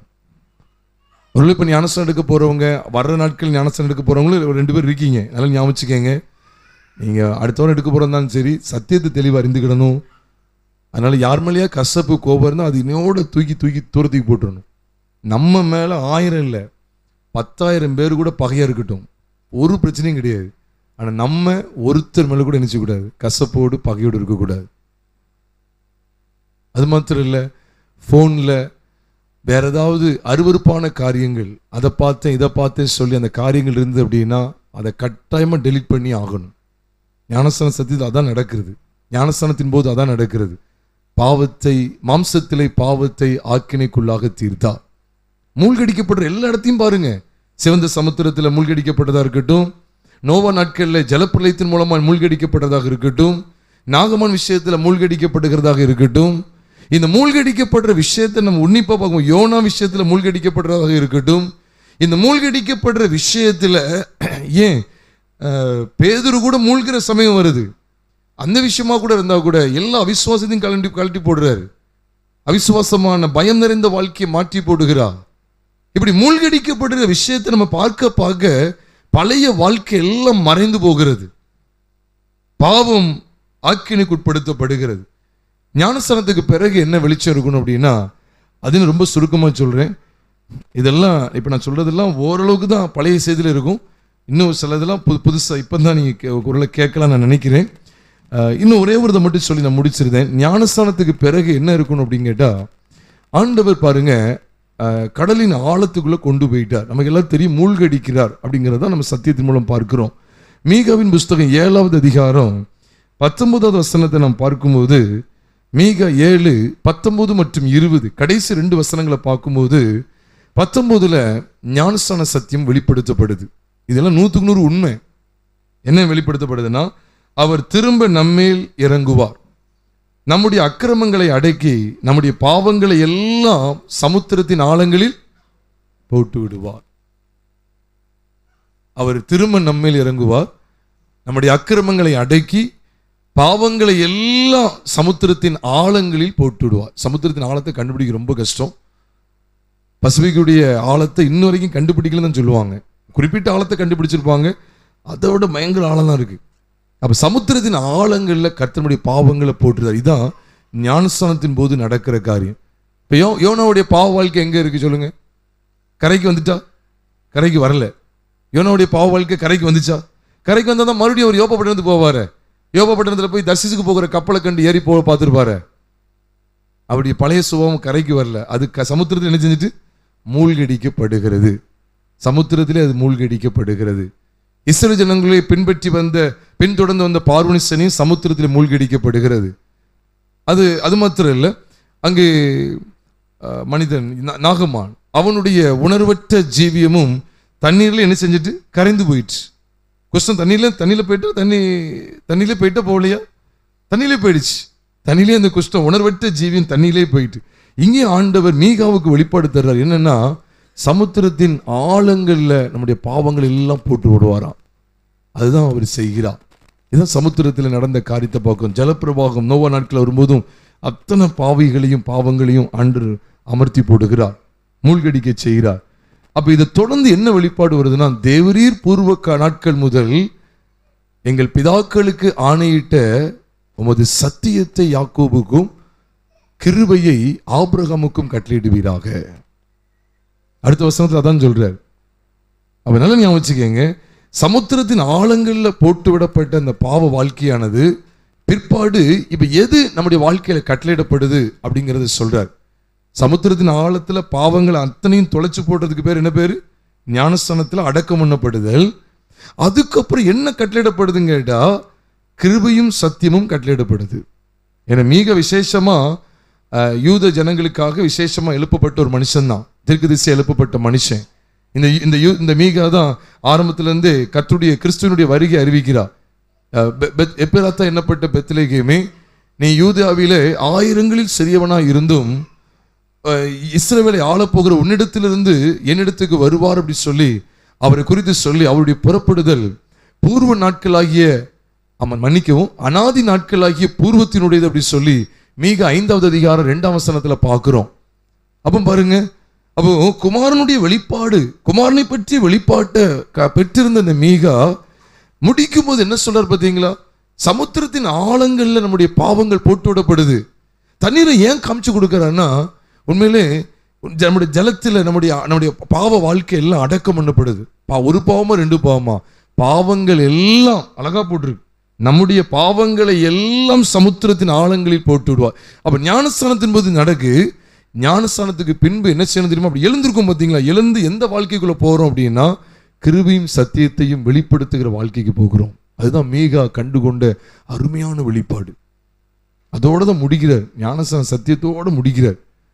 அதனால சொல்லிட்டார், தேவரீர் பூர்வ நாட்கள் போது என்ன இது வந்துடணும், பாவங்கள் எல்லாம் சமுத்திரத்தின் ஆழத்துல போடப்பட்டு மூழ்கடிக்கப்பட்டதுக்கு பிறகு அடுத்து என்ன கட்டளையிடப்பட்டிருக்கணும்? யூதாவுடைய அத்தனை பாவங்களும் அக்கிரமங்கள் எல்லாம் அடக்கப்படணும். அத்தனை பாவங்களும் சமுத்திரத்தின் ஆழங்கள்ல போட்டுவிட்ட பிற்பாடு இனி அந்த யூதாவுக்கு, அந்த கர்த்தருடைய சபைக்கு எந்த சாயல் தான் ஆதியிலிருந்தே வெளிப்படுத்தப்பட்டுக்கிட்டு இருக்கு? தேவரீர் பூர்வ நாட்கள் முதல் உமது பிதாக்களுக்கு, எங்கள் பிதாக்களுக்கு ஆணையிட்ட உமது சத்தியத்தை யாக்கோபுக்கும் கிருபையை ஆபிரகாமுக்கும் கட்டளையிடுவீராக. அப்ப ஏன் இங்க கிருபையும் சத்தியம் வெளிப்படுத்தப்படுதுன்னா, நீங்க யோவான் 1 அதிகாரம் 14ஆம் வசனத்தை பாருங்க. இந்த கிருபையும் சத்தியம் உடையவர் யாரு? இயேசு கிறிஸ்து. அதுதான் அங்க பார்க்கிறோம். அவர் கிருபையினாலும் சத்தியத்தினால் அந்த வார்த்தை மாம்சமாகி, யோவான் சுவிசேஷம் 1வது அதிகாரம் 14ஆம் வசனத்துல பார்க்கிறோம், அந்த வார்த்தை மாம்சமாகி கிருபையினாலும் சத்தியத்தினாலும் நிறைந்தவராய் நமக்குள்ளே வாசம் பண்ணினார். ஏன் இந்த இடத்துல வாசம் பண்ணினான் இருக்கு? அதாவது யோவான் சுவிசேஷம் ரொம்ப பிரமாதமானது. எதுக்குன்னா அவர் வரப்போகிறதையும் முன்னமே காமிச்சு கொடுத்துருவாரு. முதல் துவக்கத்திலே காமிச்சு கொடுவார். அது மனுஷருக்கு ஒளியா இருந்தது, அந்த ஜீவன் அவருக்கு ஜீவன் இருந்தது, அந்த ஜீவன் மனுஷருக்கு ஒளியா இருந்தது. அந்த ஒளி இருளிலே பிரகாசிக்கிறது, இருளானதை பற்றி கொள்ளவில்லை. உலகத்தில் வந்து எந்த மனுஷனையும் பிரகாசிப்பிக்கிற மெய்யான ஒளின்னு சொல்லி இப்படி வரப்போகிற காரியத்தையும் தீர்க்க தரிசனமா பேசக்கூடிய ஒரு மனுஷன், வெளிப்பாடு நிறைந்த ஒரு மனுஷன் இந்த யோவான். அப்ப இந்த யோவான் முதலே சொல்லிட்டார், நமக்குள்ளே வாசம் பண்ணான்னு இருக்கு. ஆனா நீங்க எழுத்தின்படி பாத்தீங்கன்னா அவங்க மத்தியில தான் அவர் வாசம் பண்ணிட்டு இருக்காரு. அப்படித்தானே பாக்குறோம். எழுத்தின்படி அவங்க மத்தியில வாசம் பண்றார். நடக்க போறதையும் முன்னால சொல்லிட்டார், கிருபையினாலும் சத்தியத்தினாலும் நிறைந்தவராய் நமக்குள்ளே வாசம் பண்ணினார். அப்ப நமக்குள்ளேங்கிறது எப்பதான் உறுதிப்படும் தெரியுமா? இப்ப இயேசு கிறிஸ்து வாழ்ந்த நாட்களே அது சாத்தியமாச்சு இல்ல. அவர் மரித்து அடக்கம் பண்ணப்பட்டு 3ஆம் நாள் எழுந்ததுக்கு பிறகுதான் அவர் நமக்குள்ளே வந்து வாசம் பண்ற சத்தியங்கள் எல்லாம் வெளிப்பட ஆரம்பித்தது. ஆனா அப்போ நிறைவேற போற சத்தியத்தை முன்கூட்டியே யோவான் வெளிப்படுத்துறார். ஏன்னா நீங்க பவுல பாருங்க, கிறிஸ்துடனே கூட சிலுவையில் அறையப்பட்டு ஆயினும் பிழைத்திருக்கிறேன், இனி நான் அல்ல கிறிஸ்துவே எனக்குள். அப்ப அன்னைக்கே நமக்குள் பிழைத்திருக்கிறார், நமக்குள் இருக்கிறார், நமக்குள் வாசம் பண்ணினார், நமக்குள் வாசம் பண்ணினான்னு சொல்லி அவர் சொல்லிட்டாரு, கிருபையினாலும் சத்தியத்தினால் நிறைந்தவராய். இங்க பாருங்க, நமக்குள் வாசம் பண்ணினார். அவர் சொல்றாரு, இனி நான் அல்ல கிறிஸ்துவே எனக்குள் பிழைத்திருக்கிறார், நான் இப்பொழுது என் மாம்சத்தில் பிழைத்திருக்கிறதோ என்னில் அன்பு கூர்ந்து எனக்காக தம்மை தாமே ஒப்பு கொடுத்த தேவனுடைய குமாரனை பற்றி விசுவாசத்தினாலே பிழைத்திருக்கிறேன் அப்படின்னு சொல்லி சொல்றார். அப்போ கலாத்தியர் 2:20 எவ்வளவு மகத்துவம் நிறைந்த வார்த்தைகள். அப்ப நமக்குள்ளே பிழைத்திருக்கிற, நமக்குள்ளே வாசம் பண்ணினார். அது எப்பதான் சாத்தியமாகும்? அது எதுலதான் சாத்தியமாகுதுன்னு கேட்டா அதனுடைய ஊர்ஜிதம் எதுலதான் வருது அப்படின்னா ஞானஸ்தான சத்தியத்துல. நம்முடைய அனைத்து அக்கிரமங்களையும் அடக்கினா பாத்தீங்களேன், மனிதன் துள்ளிட்டு கிடக்கான். ஏதாவது ஒரு மிருகத்து மேலே குத்து விழுந்துட்டு வச்சுக்கோங்களேன், ஒரு ஆடோ மாடோ கொல்ல போகிறாங்க, குத்து விழுந்துன்னு துள்ளிட்டு கிடக்கும். நல்லா ஓங்கி குத்திட்டாங்கன்னா அடக்கப்பட்டுரும், அவ்வளோதான், ஒன்றுமே செய்ய முடியாது, செத்து எப்படி கிடக்கும், அடக்கப்பட்டுரும். அடக்கி சமுத்திரத்தின் ஆழங்களில் போட்டு, அப்படின்னா நம்ம அதை தான் பார்க்க வேண்டியது. அடக்கி அதில் மறித்து செத்து ஆழங்களுக்குள்ளே போயிட்டு அடக்கம் பண்ணப்படுதல். அப்போ அதுக்கப்புறம் எழும்பும் போது கிருபையும் சத்தியமும் தான் வெளிப்பட்டுக்கிட்டே இருக்கணும். கட்டளை எடுக்கிறார். இதான் ஞானஸ்தான சத்தியத்தில் நிலைத்திருக்கிற அனுபவம். அது என்ன கிருபையும் சத்தியத்தினாலும் அப்படின்னு சொன்னபோது அது யார் அப்படின்னா கிறிஸ்துவின் சாயல், கிருபையும் சத்தியமும். நீ இயேசு கிறிஸ்துடைய சாயலை பாருங்க, கிருபையும் சத்தியமும். ஞானஸ்தானத்தினுடைய தெளிவு என்ன தெரியுமா? இப்போ கூட கொஞ்சம் நாள் ஒட்டியாச்சு, அந்த பேனர் அதில் ஒட்டி இருக்கு. உங்களில் கிறிஸ்துவுக்குள்ளாக ஞானஸ்தானம் பெற்றவர்கள் எத்தனை பேரோ அத்தனை பேரும் கிறிஸ்துவை தரித்து கொண்டீர்களே. கலாத்தியர் 3:27. அப்ப ஞானஸ்தானம் பெற்ற உடனே நமக்கு என்ன நடக்கு அப்படின்னா, கிருபையினாலும் சத்தியத்தினாலும் நிறைந்தவரை தரித்து கொள்ளுகிறோம். இதுதான் ஞானஸ்தானத்திற்கு பின்பு நாம் அறிய வேண்டிய விசேஷித்த சத்தியம். அப்ப கிருபையின் சத்தியத்தை நான் எப்படி என் வாழ்க்கையில் அபியாசப்படுத்த, அதையும் சுருக்கமா சொல்றேன். ஏன்னா ஆண்டவர் பாருங்க, பாவங்கள் எல்லாம் சமுத்திரத்தின் ஆழங்கள்ல போட்டுவிட்ட பிற்பாடு ஞானஸ்தானத்தை தொடர்ந்து ஆண்டவர் கிருபையின் சத்தியத்தை தான் நம்முடைய வாழ்க்கையில கட்டளையிடுறார். அந்த கிருபையின் சத்தியம் நிறைந்தவர் யாரு? சத்தமா சொல்லுங்க, இயேசு கிறிஸ்து. அப்ப அந்த இயேசு கிறிஸ்துவை தரித்து கொண்டதுதான் ஞானஸ்தானத்தினுடைய உண்மையான அர்த்தம். மீண்டும் ஞாபகப்படுத்துறேன், கலாத்தியர் 3:27 சொல்லுது, உங்களில் கிறிஸ்துவுக்குள்ளாக ஞானஸ்தானம் பெற்றவர்கள் எத்தனை பேரோ அத்தனை பேரும் கிறிஸ்துவை தரித்து கொண்டிருக்கிறீர்களே, தரித்து கொண்டீர்களே. அப்ப எந்த கிறிஸ்து? கிருபையினாலும் சத்தியத்தினாலும் நிறைந்தவர். நான் சொல்லட்டுமா, நம்முடைய ஒட்டுமொத்த வாழ்க்கையும் இந்த 2 வார்த்தைகளை அடக்கிடலாம். எப்படி அப்படின்னா, கிருபையும் சத்தியமும். கிருபையும் சத்தியமும் இது எப்படி நம்ம இயேசு கிறிஸ்துவின் சாயலை நம்ம பார்க்க முடியும்னா, கிருபைங்கிறது நம்ம மேல இறக்கப்படுறது, நம்ம மேல தயவு காண்பிக்கிறது, அதுக்கு பேர் தான் கிருபை. சத்தியங்கிறது நம்ம மேல கண்டிப்புள்ளவராய் அவர் வெளிப்படுவது. கிருபைங்கிறது தகுதியற்ற நம்ம மேல அவர் இறங்குறாரு பார்த்தீங்களா, அதுக்கு பேர் தான் கிருபை. ஆனா சத்தியமுள்ளவர் அவர் வெளிப்படும் போது சும்மா நம்மள மாதிரி ஏதாவது ஒரு சூழ்நிலையில பல்ல காமிச்சிட்டு அப்படி நம்மளை தப்ப காணாதவர் அவர் இருக்க மாட்டார். அவர் கண்டிப்புள்ளவரா ஸ்ட்ரிக்டா இருப்பார். அதனாலதான் இயேசு கிறிஸ்துவின் சாயலை யோவான் பார்க்கும்போது வெளிப்படுத்தல், இப்ப எடுக்க வேண்டாம், நேரம் ரொம்ப போயிடும். வெளிப்படுத்தல் 5வது அதிகாரம் 5வது வசனத்துல அவர் யூதா கோத்திரத்து சிங்கமாக அறியப்படுகிறார். அதுக்கு அடுத்த வசனமாகி 6ஆம் வசனத்துல அடிக்கப்பட்ட வண்ணமாக இருக்கிற ஆட்டுக்குட்டின்னு சொல்லி வெளிப்படுத்தப்படுறார். ரெண்டுமே ஒருத்தர் தான். சிங்கமும் யாரு தான்? யூதா கோத்திரத்து சிங்கமும் யாரு தான்? இயேசு கிறிஸ்து தான். அடிக்கப்பட்ட வண்ணமா இருக்கிற ஆட்டுக்குட்டியும் யாரு தான்? இயேசு கிறிஸ்து. அப்ப இயேசு கிறிஸ்துல 2 விதமான சாயல் உண்டு. ஒன்று கிருபை, இன்னொன்று சத்தியம். ஒன்று சிங்கம், ஒன்று ஆட்டுக்குட்டி, இன்னொன்று சிங்கம்.